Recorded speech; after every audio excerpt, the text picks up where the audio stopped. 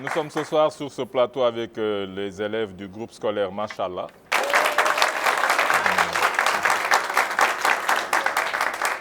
Les chroniques du pèlerin racontent les pérégrinations d'un homme en quête d'extase spirituelle.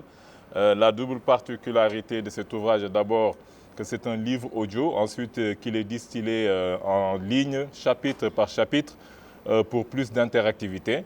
Pour nous en parler, nous recevons son auteur, M. Alpha Malankourma.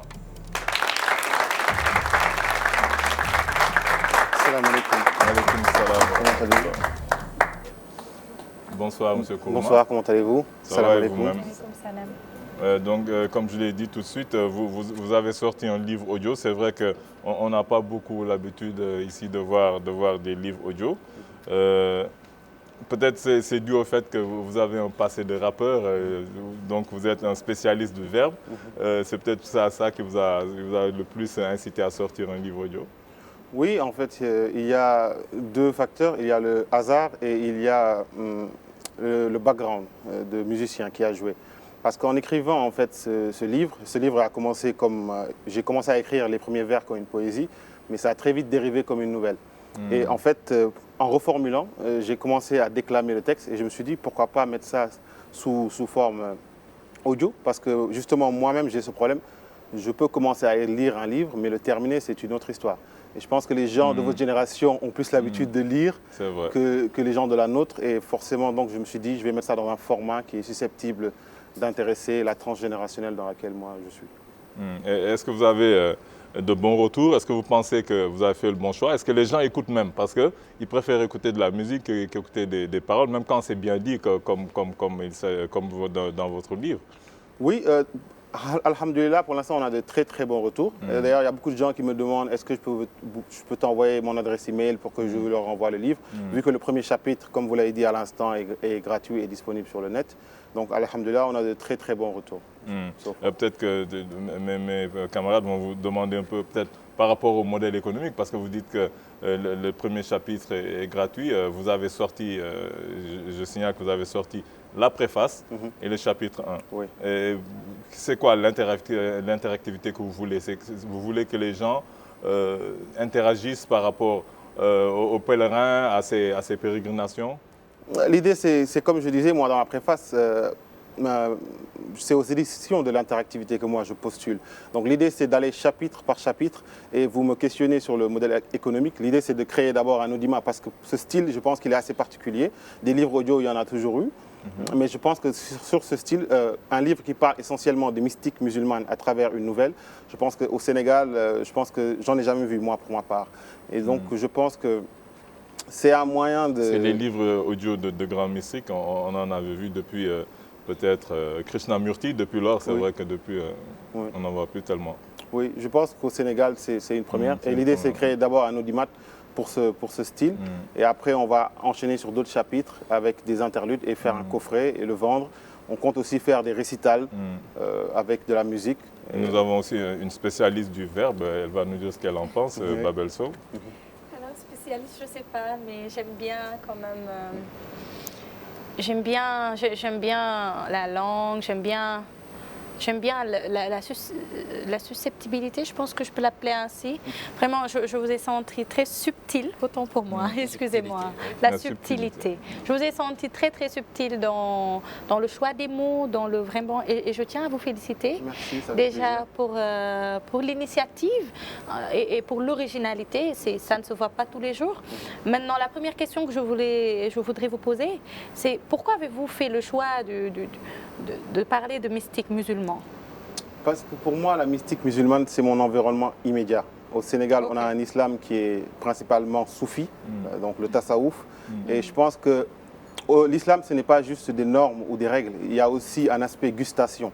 Un aspect gustation qui, lorsqu'il s'immisce dans l'islam, ça devient une religion d'amour qui n'est pas juste là avec des règles et des garde-fous. Et je pense que des grands auteurs comme Ibn Arabi qui ont écrit des livres comme Le Traité de l'amour, ou des auteurs occidentaux comme Louis de Massignon qui s'est intéressé à la mystique musulmane et qui connaissent des fois le sujet beaucoup mieux que nous alors que c'est notre environnement vraiment immédiat. Parce que moi, si je vais à Léona Yassine ou à Kaolack ou bien à Touba, c'est vraiment la mystique musulmane, c'est ce qu'on ressent. Donc peut-être c'est aussi le choix de montrer à cette génération qu'il y a des trésors qui sont là et qui sont peut-être inexploités.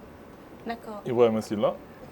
Moi, j'aimerais, avant de vous poser une question ou de vous dire mon ressenti, vous entendre nous déclamer une petite partie de votre tu m'as préface. marché sur la langue là. J'allais le faire en fin d'interview. Non, mais là, bon, parce qu'après, les gens vont comprendre pourquoi. Parce que ce monsieur a beaucoup de talent, a Merci. beaucoup de génie, beaucoup d'imagination. Merci. J'ai extrêmement bien aimé tout ce que vous avez dit sur les soufis, sur Rumi, Ghazali, etc. Il y a beaucoup de choses, j'y reviendrai. Mais j'aimerais que les gens vous entendent. Parce que vous ne faites pas que déclamer comme ça, ou vous ne nous invitez pas seulement à vous écouter, mais il y a quelque chose de profond, ne serait-ce que dans votre diction.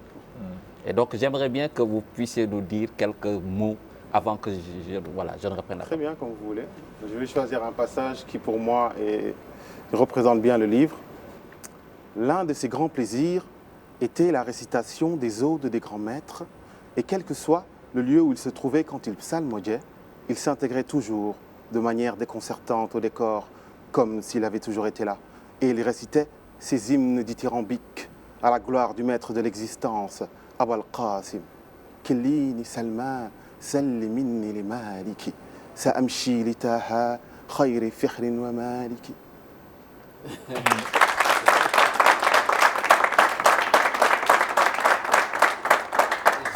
J'ai trouvé une densité, une tonalité, une saveur, une intensité exquise Merci. dans votre manière de dire les mots, de nous pousser à écouter les mots, d'entendre les mots, de vivre votre texte. Merci beaucoup. Parce que vous nous dites, il faut vivre ce texte, mais c'est un texte qui n'est pas écrit. Ce n'est pas figé. C'est un texte qui n'est pas sous papier. Vous dites que vous détestez, vous avez taquiné le papier, mais vous ne subissez pas le dictat du papier.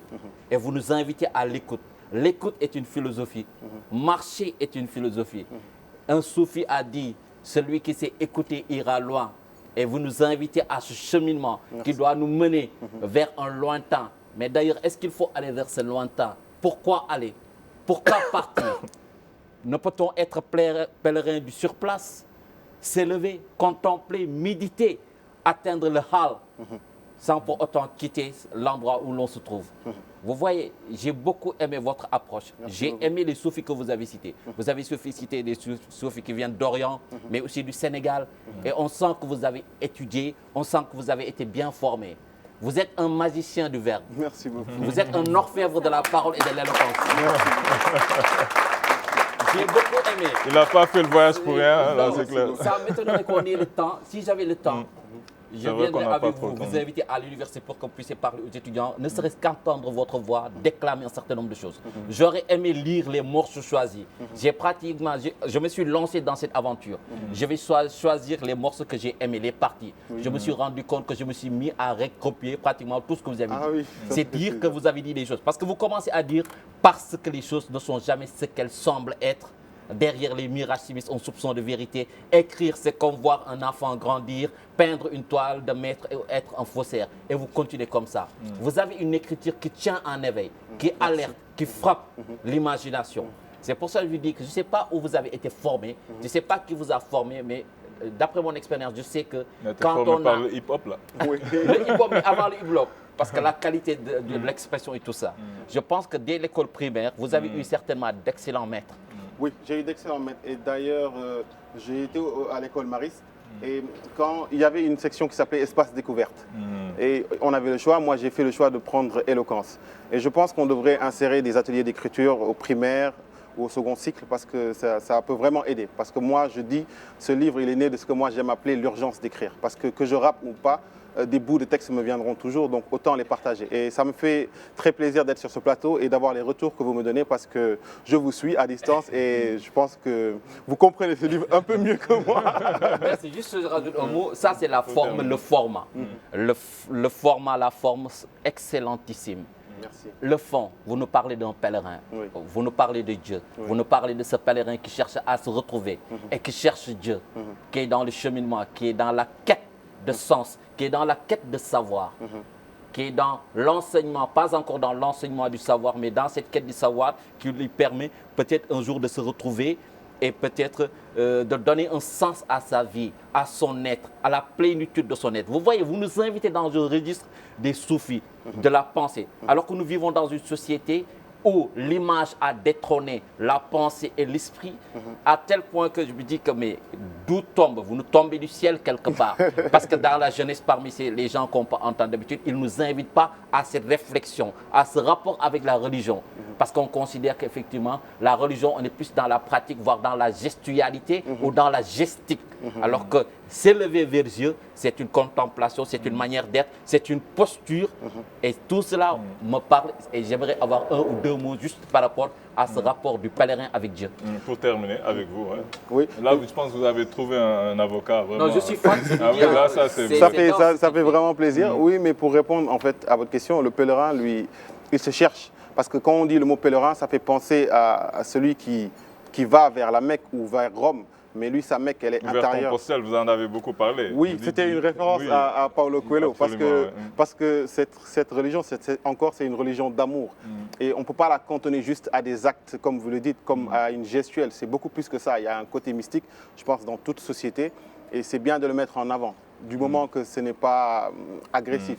Parce que pour moi, ce livre aussi, c'est une manière de dire et de combattre l'extrémisme ou l'obscurantisme religieux. Parce que cette religion de l'amour, beaucoup de gens ne la connaissent pas. Et c'est vraiment dommage que moi, en écoutant par exemple certaines radios, je me rends compte qu'on parle beaucoup de l'aspect dogmatique, mais peu de l'aspect spirituel. Donc, vous ne nous avez pas encore dit comment on fait pour l'avoir, comment les gens peuvent faire pour l'écouter, et quand est-ce qu'on aura la suite, les autres chapitres. Juste pour terminer. Oui, vous pouvez l'écouter sur la chaîne YouTube soulouk.sn. Vous pouvez aussi le trouver sur Facebook sur soulouk.sn. Ce premier chapitre il est gratuit, les autres ne le seront pas. Donc on a voulu créer un audimat pour après essayer de le vendre. Donc les autres chapitres seront disponibles, je pense, dans le courant du mois de juillet. Et on compte faire aussi pour la sortie de ces chapitres un événement avec un récital sous fond musical. Merci beaucoup d'être passé sur ce plateau. Nous avons été très heureux de vous recevoir et je pense que vous n'êtes pas venu pour rien. Oui. Vous avez un grand fan ici. Merci beaucoup. Merci beaucoup, M. Kourma. Merci, M. Diack.